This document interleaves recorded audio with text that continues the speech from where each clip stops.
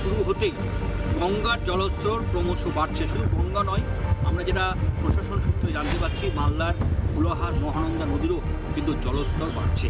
ইতিমধ্যেই রতুয়ার মহানন্দা টোলা বিলাইমারির এলাকার গঙ্গা তীরবর্তী এলাকার মানুষরা রীতিমতো গঙ্গা ভাঙন নিয়ে রীতিমতো আতঙ্কের মধ্যে রয়েছে। চাইছি যে এখন সাময়িক এটাকে আটকাতে হবে, পার্মানেন্ট সলভ তো এখন হবে না। তো এই যে বলছে না, আমাদের মুখ্যমন্ত্রী সাহেব বলেছেন যে 1100 কোটি টাকা মালদার জন্য, তো এইটা 27 সাল ছাড়া হবে না। যখন একটা ক্ষণস্থায়ী যাতে আটকানো যায়, এইটার জন্য আমরা আবেদন রাখছি সরকারের কাছে।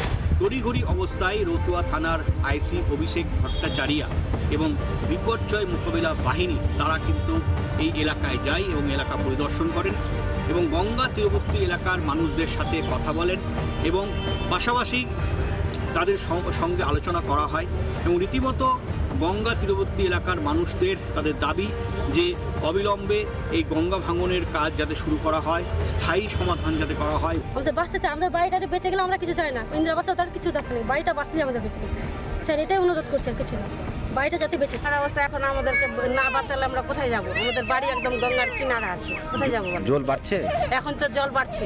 আপনারা কি জানালেন? বললাম যে আমাদের গঙ্গার কিনারে আমাদের বাড়ি ঘর নাই, কোথায় যাবো এটাই বললাম। কারণ মালদা জেলায় প্রতি বছর এই গঙ্গা ভাঙন একটা বড় সমস্যা, যেখানে ভাঙনে বাড়ি ঘর থেকে শুরু করে বসত ভিটা জমি জায়গা সমস্ত গঙ্গায় তলিয়ে যায়। তার ফলে আজকে মানুষ কিন্তু আবার একটা আতঙ্কের মধ্যে দেখা দিয়েছে। ইতিমধ্যেই রাজ্যের সেচ এবং আদিবাসী উন্নয়ন দপ্তরের প্রতিমন্ত্রী জুয়েল মুর্মু তিনি বিষয়টি জানাচ্ছেন যে গঙ্গা ভাঙন যে বিষয়টি নিয়ে বারবার প্রশাসনের সঙ্গে বৈঠক করা হয়েছে এবং প্রশাসন যথেষ্ট সতর্ক রয়েছে। আমাদের প্রশাসনিকভাবে যেভাবে তারা টিম নিয়ে তারা পরিদর্শনে যাচ্ছে, আমরা যেভাবে ওইখানকার মানুষের যে বোল্ডার দিয়ে কাজ করানোর কথা বলছেন, যে আমরা ওই নদী ভাঙন রোধ করার জন্য আমরা আলোচনা করেছি। আলোচনা করার পর জায়গায় জায়গায় আমরা কাজ করতে শুরু করেছি।